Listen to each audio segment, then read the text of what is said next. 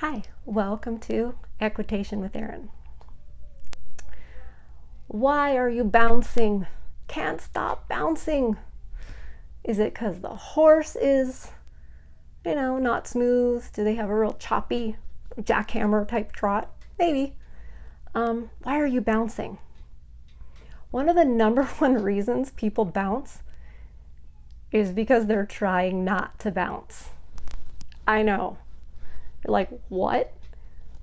Sometimes, many times, the harder you try not to, and I'm sure you've experienced this, the harder you try not to bounce, the more you bounce.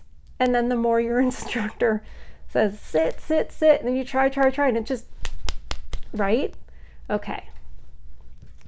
Short and sweet. We're going to talk more and more about this because obviously it's all about connecting with your horse and being supple, and there's so much to say about how to connect with your horse and to move with your horse.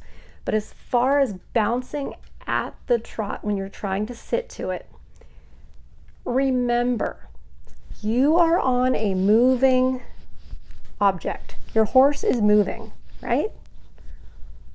They're trotting, they're moving. Okay? Right? Okay, here's you trying not to bounce. Ready? Your horse is moving. That's you trying not to bounce. You're holding still. You can't hold still on a horse that's trotting. You have to trot with your horse. That's the first thing to think of in your mind. Don't get too far ahead and think, well, how? Just think, okay, wait a second. My horse is moving. I have to move too. If I don't, that's the bouncing. You have to move together. You're dance partners. 1 + 1 makes 1. That's a dance term, but I learned it from a student and I never forgot it because I said, that is exactly how you have to think about it with horses. Your horse is dancing. You have to dance with the horse. That's why everyone's always talking about being supple. It's so that you can allow your body to move with your horse. We will talk again further about how you obviously don't want to just let your horse take you flopping around. Certain things have to be very flexible and supple and elastic, and other things have to be more taut and, I don't want to say rigid, but if you're not used to riding, you're going to really feel like, oh gosh, I'm using these muscles. So one of the hardest things about riding is keeping certain things very, very strong and still, and other things very elastic and moving. This is my impersonation of your lower back.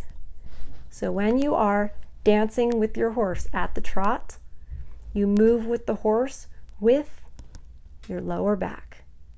Arch your back all the way, just sitting there. Now round it all the way under. Do that a couple of times. Find where that is. All the way arched. Ugh, not good. All the way rounded. Ugh, not good.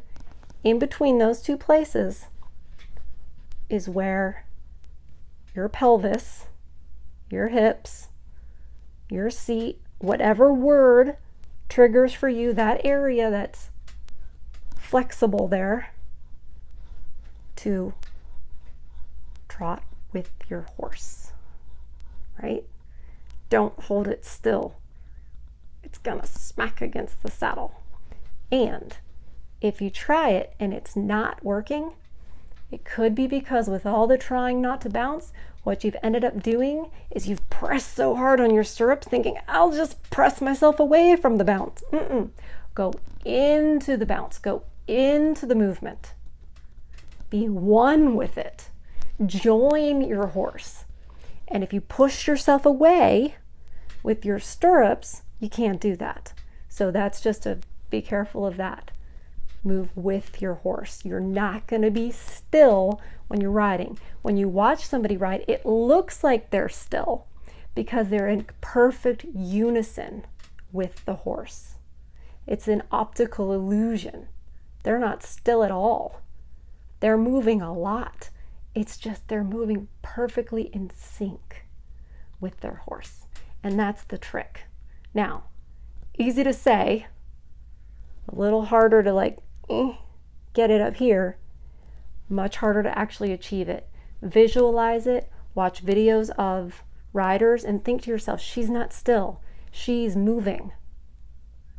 And the more you process that, the more your body will say, okay, because it's been trying to hold still and it's been trying to get away from the movement. Go into the movement. So that's the first tip on sitting the trot. Thanks, and send questions, and see you next time.